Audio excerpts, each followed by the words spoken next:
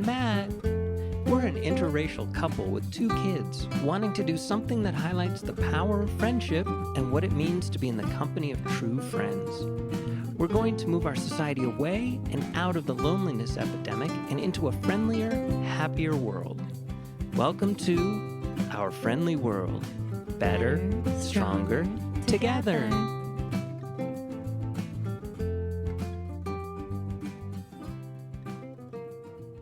I don't know if I ever showed you this, but there was a vegan cooking show done by a very, I don't know, is there such a thing as a goth heavy metal guy?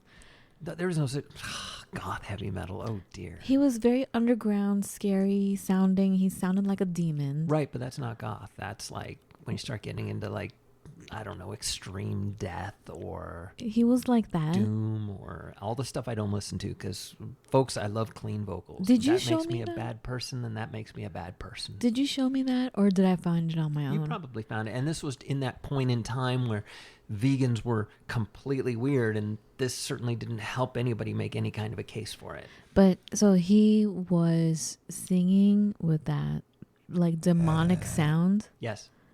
And teaching you how to make vegan pad thai. Yeah, and it's like in his basement. It wasn't a basement. It was like this underground, like in the catacombs. I don't know. It was very dark and mysterious and right. Crazy sounding. Right, because that was somehow or another going to popularize veganism. That was just his deal. He was I know, just, and I get it. because normally you think of vegans as these crazy hippies that are all peace and love. Or then you get the hippies that are very militant. Yes. Like our friend Jingles from Santa Monica. Mm-hmm. Or you get the ones that will throw red paint on you. So on the subject of media, I have a confession. Not really a confession because you've been watching this, but I wanted to explain to you what's been going on with me the past few years. Definitely since 2016. And even before that, I talk about this on our very first show. The fact that I was noticing a change in our society. I was noticing things getting amped up a lot. Whether it from every aspect of life, things were getting really amped up. For example, there was a lot of racist stuff that was coming towards me that I never experienced to that degree before. Right. And I don't know if it was because we lived in small towns, and we kind of still do right now. But this small town we're in, they think they're so, what's the word for it? They think they're so not racist. They think they're so open-minded and educated, and they're far from it. Yeah, I'm talking about the yoga bees. Anyway, what I've been noticing over the past few years has been this thing with our society, and that's one of the reasons we're doing Our Friendly World, is to bring about that conversation at our kitchen table, getting back to the art of friendship and reliving that, re-educating ourselves on what the art of friendship truly is. And we're not here to say, this is how you make a friend, this is how you keep a friend, this is how you, we are saying that, but just in the midst of having normal conversations that friends do. Even though we're married, you and I, we have friends on the show, but even though we're married, we're still friends. We're talking about things that friends would talk about, like the absurdities of life, and we're trying to figure things out. We are trying to say, did you notice this? Or what's going on with this? Let's figure this out. Or I feel this way right now, and you may not agree, we may fight. Which normally is what happens. All these things that I've been noticing, more and more so, I've found that I decided to isolate myself from a lot of people because I was tired of explaining it to people, because we have moved from one teeny tiny town to another, and trying to educate people on what it is that I'm picking up on or I'm feeling, or the way someone speaks to me, they may not know is incredibly racist or hurtful. And then they get all bent out of shape when you try to go through all these huge lengths to not not offend someone and not say, hey, you are doing this. I'm saying, have you noticed in our society, like, this is said, it's quite hurtful. And then they still get all bent out of shape and say, how dare you, I'm very woke, like, whatever.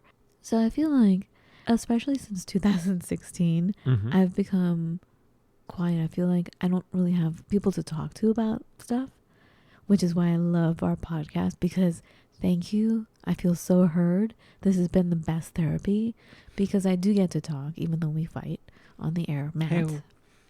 But what I've been doing is I've had a surrogate friend all along. And I've known from the very beginning that I choose this as my surrogate friend.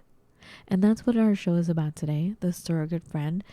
Surrogate is a noun. The definition is someone who takes the place of another person. You have a different definition. I prefer definition number 3, which is a substitute. It doesn't have to be a person. It can be a group. It can be a thing almost. In computer programming, we talk about keeping a rubber duck on your desk, and when you run into a problem, explain it to your rubber duck, and maybe things will make sense. So you're using that as a sounding board. It's still taking the place of. Well, yes, absolutely. We're still but talking it's not about the a same person. thing. It's not necessarily a person. Well, for me, it feels like a person. Right, but human connection is extremely important. Well, yeah.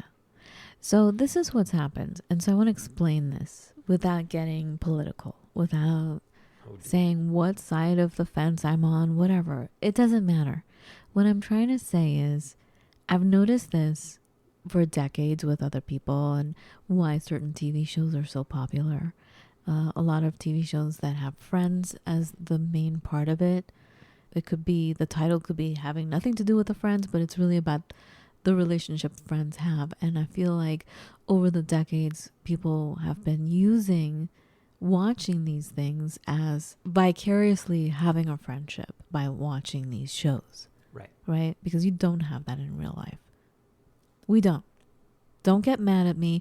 There are the Martines out there. Martine, my friend from France. Martine she's a special entity. Everything that you want from having a great friendship that is inspiring to you is my friend Martine. She lives every day to the fullest. She's not afraid. She laughs at danger. She laughs at fear. Very rarely have I seen her cry, which I'm not saying that's a good thing, but I'm just saying she just lives it up, man. She will live it up. Every day is a party.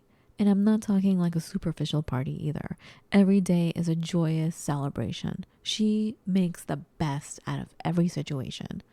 And it's really quite inspiring. So shout out to my friend Martine. So anyway, Martine Merputi Banks, by the way. So here's my confession. Are you ready? I'm actually afraid to say it. That's why I'm prolonging getting to the point. Okay. So since 2016, all the frustration and all the things that I've noticed over the last 2 decades especially, things that I would come to you with, Matt, and say, hey, I'm noticing this. And you would say, no, it's really not like that. I think you're getting way too emotional about it. So I feel like, oh my God, I have no one to talk to about this. When things start happening out in society, things that you have felt throughout all these microaggressions, all of a sudden it's out in the open and everyone else, well, most other people can see it now because it's like now there it is. There it is for everyone to hear and see. And there's no mistaking it. And so what I started to do was my surrogate friend would be certain TV shows because I found myself knowingly and quite deliberately going and listening to someone who would have not totally my perspective, but would speak about what I'm feeling because there is no other person. I don't, it's not like I have a group of people around me where I can confess these feelings that I'm having, or I can say, hey, this happened today. Can we analyze this because it's really weighing on me? I can't figure it out. Can we please figure it out? I need analysis here on what just happened. And so I feel like this is why the media, the TV, social media, the news has become what it has become. I think it's because we don't have that tribe. We don't have that circle. We don't have that table to have these heart-to-heart emotional feelings about what's going on, that the news has turned into kind of like a surrogate friend. Social media has turned into the surrogate friend. TV has been the surrogate friend for many people. Now, I would try to say this to people as we were coming up with our matchmaking service and even the thoughts before the podcast started, and people would get all bent out of shape and they would take it so personally and they would get so offended by me just saying that. And I'm not saying you are doing this. I'm saying I've noticed this is what's happening, and I think this is why even the news has become the way it has. I remember listening to the news when I was little, and it was so god-awful boring because it was like the anchor, he or she would be robotic, no expression. The tone of voice would always remain the same, even keeled way, and they would purely spout out facts only. No matter what language it was, the words that were chosen were very unemotional. It didn't have a side to it. Right. Like, you wouldn't say, this person was in an earthquake. They would say, this person experienced an earthquake. Do you see the difference? Yeah, absolutely. Was it on purpose? Or is it just because of a zeitgeisty thing that anchors and newscasters have tried to basically just go along with the emotion? And most oftentimes, you know, we talk about this all the time. When you're in a fight, emotion wins over logic. Of course. And that's what's happening. Because people have nobody to talk to, they listen to a certain news show because they need someone else to tell them they're not crazy for feeling what they're feeling. So one side is saying this, and then the other side is saying the opposite, because we're all having different points of views. Right. And we are so addicted to staying within that one feeling because we're not heard for so many years that we don't want to hear anybody else, because nobody else has listened to us. I think that's why there is such a divide right now. And that is why people don't want to listen to another side, because they're still hungry to be heard. And I'm not saying this side is right or this side is right. I'm just saying on a very basic human level, there is hunger. And I think that that's what happens. And I think that's what has happened. And that there's this surrogate friend now. And it may be good, it may be bad. But I think we're all under a spell now of whatever is said. These words cast a spell upon us. And I think that we're in trouble now. And I think that's why it's important to talk to one another aside, away from these programs, and have real conversations, which is what we're about.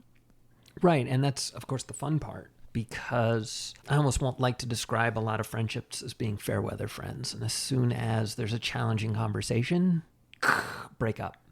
Because I think what we get out of the 24-hour news cycle is we get kind of a non-challenging thoughts and beliefs.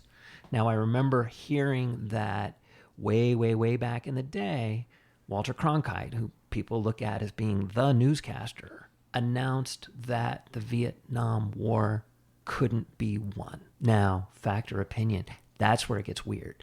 That was him with his deck of facts making that claim, and I'm sure there were people in the U.S. government who felt the other way. But with his influence. He had influence. He had influence, too, though, which is an interesting thing. But I think that with this advent of the CNNs, the Fox Newses, 24 hours, you have to fill 24 hours with quote-unquote news. And so you present it, you make it as non-challenging to your audience as possible, as opposed to if I'm the anchorman on or woman on ABC News, I'm trying to attract everybody. If I'm CNN, I'm attracting this demographic. If I'm Fox News, I'm attracting that demographic. But if I'm ABC, I'm trying to attract way more people. NBC, CBS, I'm trying to attract as many people as possible, as opposed to as many people who have these deep-seated beliefs. And one of the things I think that we're seeing inside of people's arguments now, when they go to argue a fact, is they generally start with, and that's obvious. And that's where they start. They don't actually start by taking an original thought and defending it. They just say it's obvious. And at this point in time, we've kind of let that slide.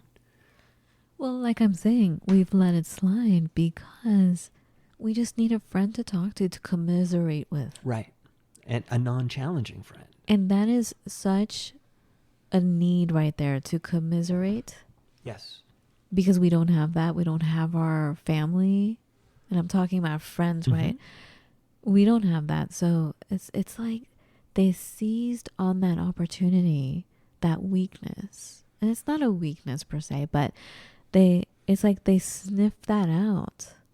And that's what they're going with. And they're shaping the whole world like that. And I want to say, I mean, I don't know, like we haven't traveled in so long. I don't know. Is it like that in France too? Is it like that in South Africa? Is it like that? Is it like that in Mexico? Is it like that? I mean, all of our friends out there, is it like that where you are? Like, has it become a purely emotional thing, the news? Well, stirring the emotional pot is certainly powerful. And, if I tune in ABC News and I'm like, oh, well, that's very interesting. But, it's really not at a convenient time. So I'd much rather watch an hour earlier, an hour later. I guess I'll watch, NBC, because then they have their nationwide news an hour, whatever. And I'm okay with that because I'm still getting similar information. But I'm not feeling that connection, and I'm not feeling that emotional stuff, because let's not forget, as a people, once upon a time, our people hunted saber-toothed tigers. And in order to do such a thing, you need a team. You need a group that's all bonded together for a single purpose. So it's kind of baked into our DNA for self-protection. So we really want these emotional connections, and we really need these physical connections to others. Because, man, at its heart is a social animal. I feel like what's happened is they know that we are social animals, so they've created this. Right. And this situation. Right. And I think it started with, if you buy this laundry powder, your clothes will be cleaner. That makes you smarter.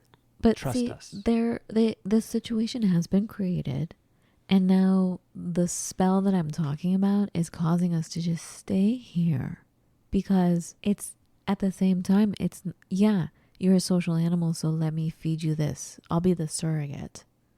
But the thing is that you're still separate. You're under the illusion, you're under the spell that you have a community, but you don't. They're trying to sell toasters.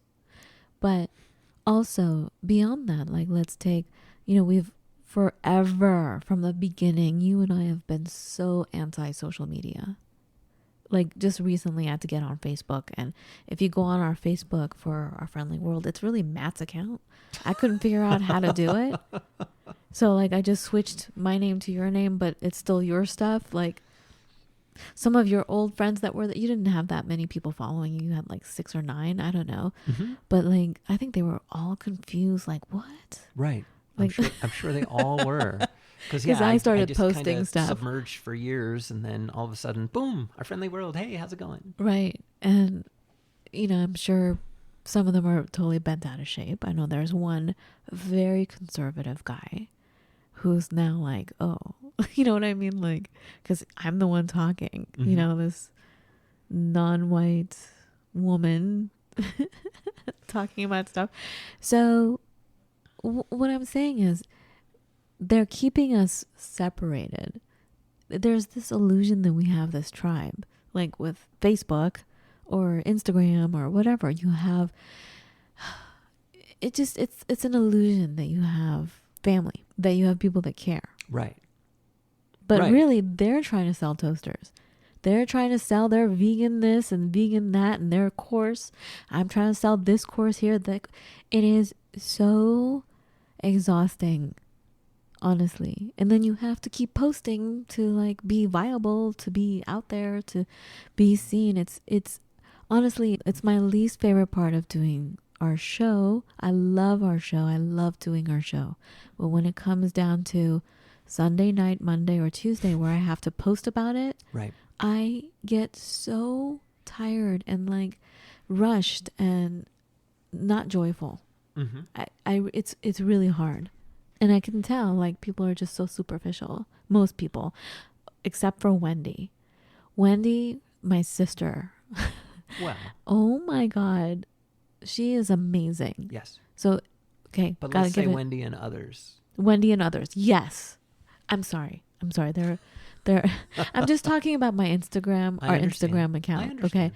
Because not that many people know about it. So, and very few people really comment on it. The people who comment are amazing. But it just feels like a chore, honestly. Do you know what I mean? To do that. Right. And that's not how it's supposed to be. When you have this gathering at the table could be metaphoric. You have so much more energy. It should not suck your energy. Right. When you're amongst friends and you're sharing ideas and you're sharing your experiences and your thoughts and you're trying to figure things out, it is magnificent. And the power is so big. I just feel like we're under that spell where we are remaining isolated, that we're not having real conversations in person. And in person doesn't have to be face to face. This podcast, I feel like, is in person. I feel like all of our friends that are listening to us, that write to us, that talk to us, that call us up about an idea we just talked about, that is amazing. That is a heart-to-heart connection. It is real. I just feel like all these programs are keeping us separate and keeping us at a vibration of hate and anger. Well, yes. And it's controlling us. And please hold that thought. Don't forget. I'm almost done. One other point I wanted to make was, or what I wanted to say was, I think I am now done with my surrogate friend, because now I feel like, okay, enough of commiseration. And now I'm saying, oh my goodness, all along I've been seeing, now I see what you've been doing. All along, you've been guiding me to do what you want me to do. So for example, I'm listening to the news, and why is it the thing of utmost importance is the supply chain? I understand business is important, but really the most important thing right now is people's health. The most important thing now is what's going on with the climate. What is happening with, there are people who need help that are in earthquakes and hurricanes and tornadoes, fires. There are so many things happening. Why is it the most important thing is getting presents, getting all the things you need to shop for? That is like on the news, that has become the most important thing, to make sure you can buy and consume what you want, which leads us to this treat yourself society. Have you noticed that? Like I've noticed that this surrogate friend has now been using me, and I can see it. I use them too. I needed someone to commiserate with, but I can see how they're trying to make me buy stuff. Absolutely. Yeah, I think one of the keenest, clearest measures that we should have with groups is, how do you disagree? Do you disagree? If you never disagree, how do you know that you're connected properly, quote unquote properly? It's about how we disagree. It's about disagreeing respectfully, as opposed to, well, you're just stupid, or trolling, or any of those other things. And I know that there are communities. I used to belong to a community where people would disagree respectfully, and it was awesome. What was that? Shout out to John St. Clair and the Build Your Own Arcade Controls website. If you sign up there and then you ask for access into their politics board, which I haven't been to in a long time, so I hope it's still the same. Then you have to write a message to John St. Clair and tell him, or Saint, and tell him that you understand the rules of the board, which is basically, don't be an a-hole. Okay. Then all of a sudden you get access to this politics board, and people would disagree. And you know what? I had my mind changed there by what people had posted, because we're a smorgasbord. We're a huge group of people, and we're going to disagree. There are people who are so convinced they're right because their grandparents, blah, blah, blah. There's other people who are so convinced they're right because they live in blah, blah, blah, and these people are blah, blah, blah. And there's other people who see these same people as being blah, blah, blah, which is completely different. So it's about how we disagree. And it's about disagreeing. If we don't disagree, if you never disagree, if you never get your mind changed or challenged by the things that you're witnessing, are you growing? Because we need to grow. Everybody needs to grow. Something that I've been talking about lately has been, I wish everybody would use the same deck of facts. Period. Left, right, center, green, pink, red, doesn't matter. I wish they all used the same deck of facts. But can we really have the same facts? Well, facts are facts. And now, unfortunately, there's an infinite number of them. But if we ignore some facts in favor of other facts, because that's what people do. You can ignore a whole stack of facts and make your point. I was watching, oh my goodness, what was I watching? I was watching the boys from Top Gear and the old boys from Top Gear. They were talking about, oh yes, and this, that, the other thing. And then one guy got on, another guy was like, yeah, but you were only able to get this many horsepower because you had racing fuel. And then the other guy bounced back with, your car always needs racing fuel. And the one guy said, oh, I was hoping you didn't know that. Because it deflated his argument. Because facts are facts, and that's just it. You make the strongest argument you can, but what's happened today is people ignore facts. Or they push them to the side. Or maybe in many cases they don't know it if they're getting all of their facts from one place. It's just what you choose to concentrate on. Okay, I'm going to take it. You're going to get mad at me right now. But bring it back to what you were saying. When you say facts, I always go to racial issues. So let's go back to the spice trade era, right? The Dutch enslaved. First, they killed off most of the people on the islands where they grew nutmeg. All right, this is Indonesia. They killed about 75% of the people, and then the rest of the people that were left, they enslaved.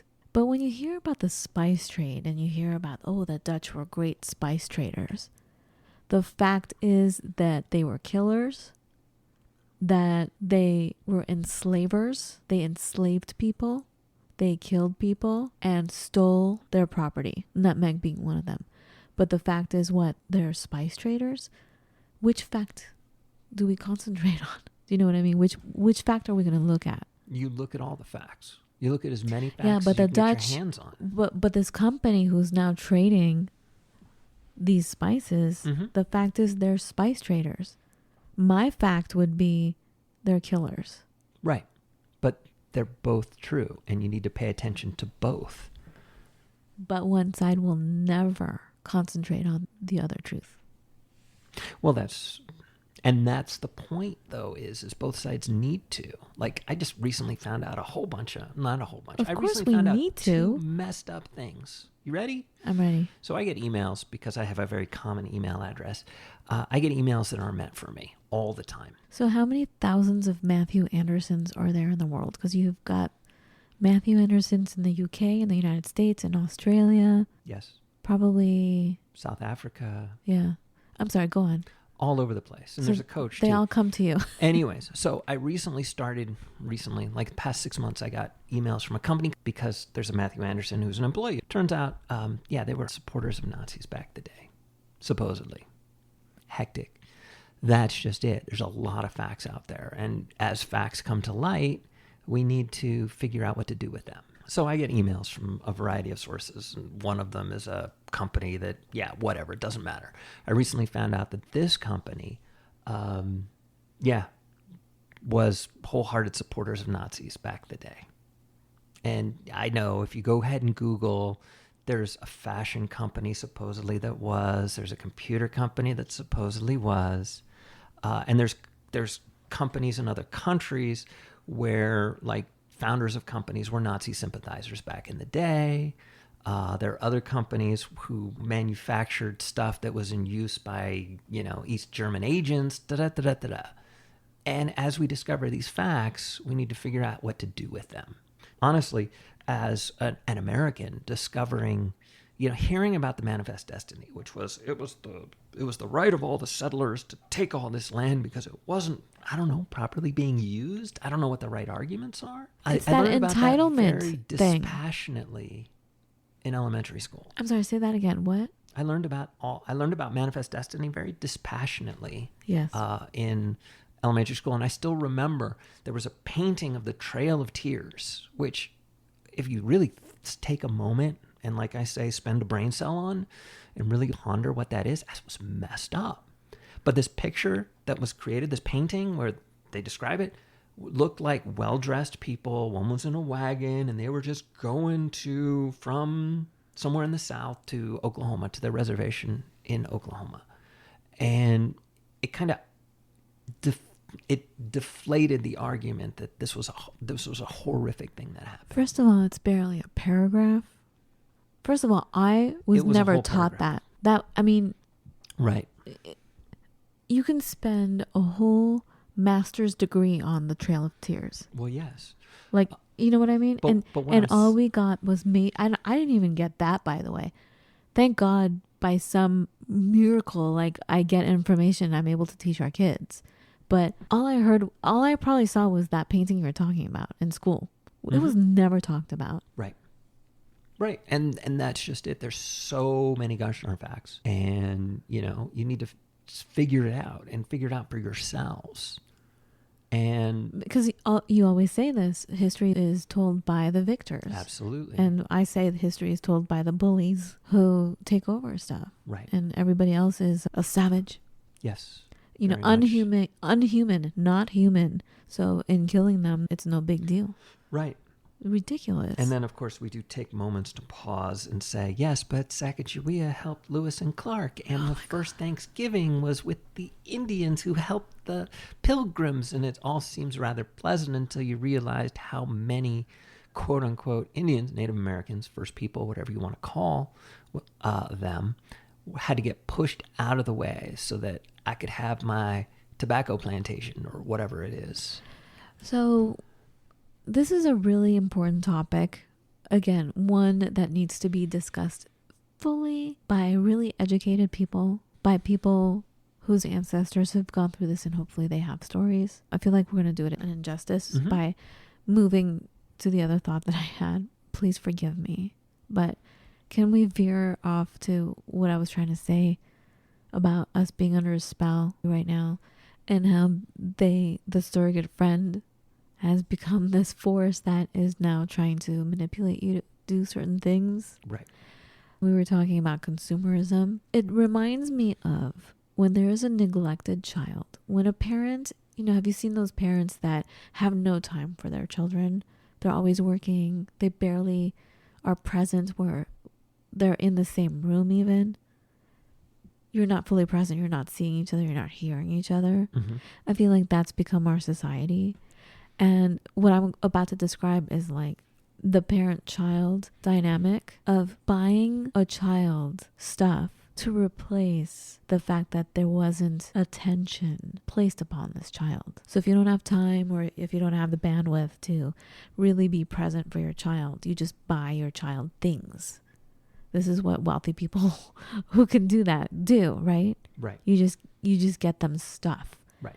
And I feel like the American society has kind of gone to that, where we're experiencing all this trauma, instead of fixing it, instead of talking about it, instead of healing it and getting to the core and being present with what's truly bothering everyone. We're saying, treat yourself. I deserve this. And it's that entitled mentality that has taken over our society.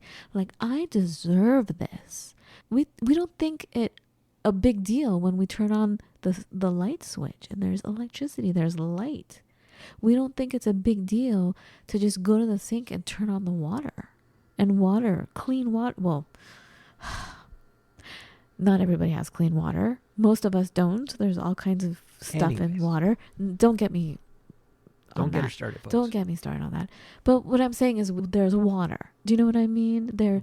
Or the fact that there's water on the planet, or that we have oxygen to breathe. Don't take that for granted. But we have this entitlement that has become such a barrier for us to really connect with one another, because stuff has taken the place of having true connection. So, now we're watching the news, and to make us feel better, go buy this. Oh, the world is burning. Let's fix the supply chain so you can buy stuff. What I'm trying to get at is the treat yourself society. Treat yourself. Where is that coming from, and how is that bringing us closer together? I think it's creating more isolation. Treat yourself. Me. Right. Don't be challenged. Don't be disagreed with. Comfort. And it's the American dream to have everything that you want. It's the American dream.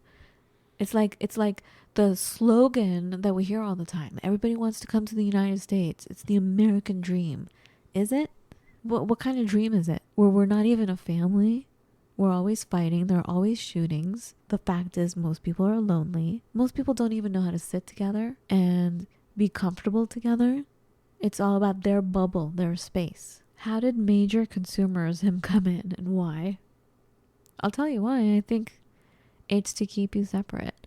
It's to keep you satiated when what you really need is a friend. What you really need is companionship. And what you really need is to have a talk about how you're feeling. What you really need is to express what you've been through.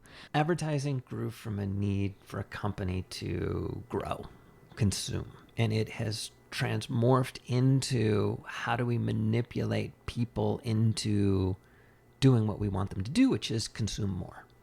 And certainly the economy is better when money's circulating through, and et cetera, et cetera, et cetera. So, and have you noticed when there's a time of fear, they use fear to sell?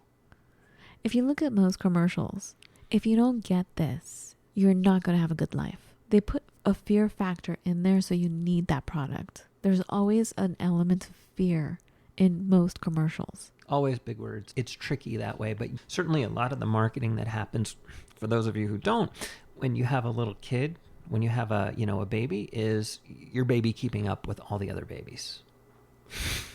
And their commercialism does play right on into that. Like, if you don't get your kids this access to this website, or you don't get them these books, or you don't play with them a certain way, et cetera, et cetera, et cetera. And everything's about your child and the chart. There's a growth and a weight and height chart. There's a cognitive whatever chart. And it's all just fear. A lot of it. I mean, it's everywhere. It is, if you don't get into this certain university, you'll never make it in life. Mm-hmm. Universities have commercials in ways you don't even suspect that you're hearing a commercial. Like I said, it's all a spell that we're under. A lot of it is, absolutely. And the thing is, the spell would be broken if we actually got together and spoke. Right. Like how we're speaking now, but more of us talking. Like, yes. I wish our friends who listen to us could join in on the show, and we could have a conversation. Right. And maybe disagree respectfully, which would be a really good thing. Exactly. Because we don't. There's not enough disagreeing respectfully. It's all gotten very nasty. Well, because we're not heard yet. We're not, like I said, I'm still hungry. Absolutely. And it's also because we do have a certain element of anonymity. So that affords us the opportunity to just be a complete a-hole. It's very robotic. Like, it's all algorithms and everything created by some companies like Facebook. Who are you really talking to? Right. Yeah, who are you really talking to? How are you being curated? How are you being manipulated? Anyway, we just went totally off the subject. But what I was saying was, sometimes there's a surrogate friend, and you have to understand it's a surrogate friend. It's a substitute, and you may need that, and that suits its purpose. For me, the purpose was I needed to commiserate. I just needed that. And as soon as I felt fueled enough by that, but not fueled to the point of a rage where I'm brainwashed, I started to see other things like, oh my God, what? You want me to buy constantly? Like, that's your point? I'm here to make the world better. Luckily, by the grace of some force out there, I was able to see it and catch myself, and know that's what I was doing. Mm-hmm. I desperately needed someone to have the same thoughts that I was having, so I don't feel as crazy for having the thoughts I'm having. Mm-hmm. To have it be bounced back a little bit, back and forth. That's what I needed. We have to be really careful. That's it. I don't even know how to bring this around. I mean, I really just wanted to have the surrogate friend saying, it's needed. I just feel like we totally took it to an evil conspiracy, like the world is so messed up right now kind of deal, and it's not it. But what I'm trying to say is, like, let's just have conversations together. Right. You don't need a surrogate. Let's disagree respectfully. Let's challenge each other respectfully and hopefully grow as a people. Surrogates should be for a little bit of time.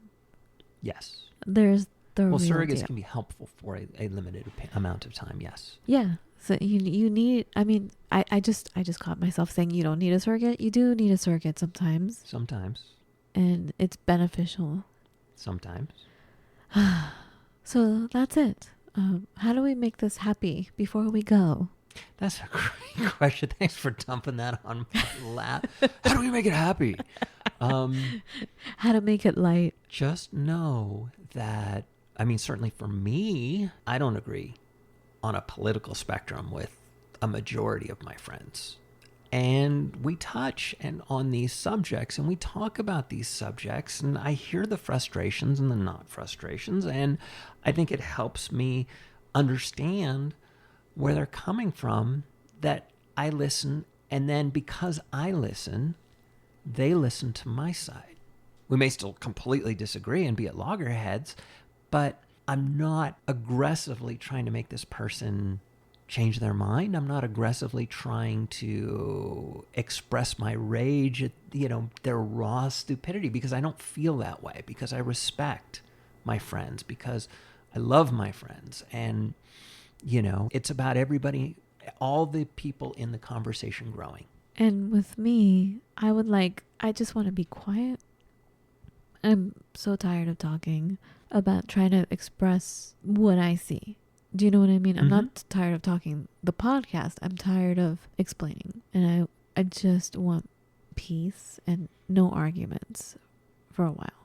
Honestly, I just want quiet. I want to eat and drink and enjoy the earth and clean things up. Right. Quietly. That's what I want to do. Right. You want to eat, you want to drink, you want to heal. I get it. Yeah, heal. I get And it. heal and help each other heal. Right.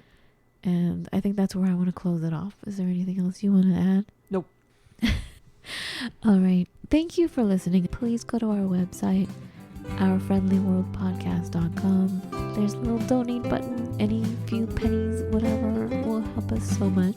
Thank you. Thanks for listening. Seriously, love to all of you. We appreciate you so much. Sure.